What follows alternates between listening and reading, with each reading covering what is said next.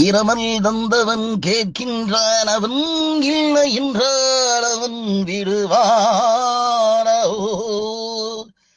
இந்த மாதிரி ஒரு பாட்டுக்கு, கண்ணதாசனுடைய பாட்டுக்கு நடிகர் திலகத்துக்கு ஏத்த மாதிரி ஒரு குரல் வேணும், பாவத்தோட பாடணும் அப்படின்னு சொல்லும் போது நம்ம டிஎம்எஸ் தவிர வேற யாரையுமே அந்த லிஸ்ட்ல வச்சு பார்க்க முடியாது.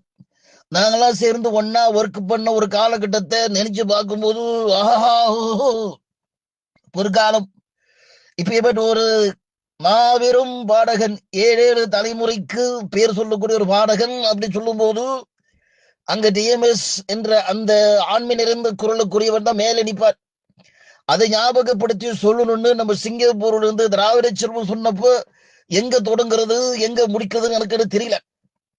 அந்த மாதிரி ஒரு நல்ல கலைஞனை, நல்ல பாடகனை நினைவு கூர்ந்துகிட்டு இருக்கிற திராவிட செல்வத்துக்கு நின்றி டிஎம்எஸ் இருக்கும் பொழுது அங்க எம்எஸ்வி இருப்பா, கண்ணதாசன் இருப்பாங்கிறத இப்பவும் நான் வலியுறுத்தி சொல்றேன்.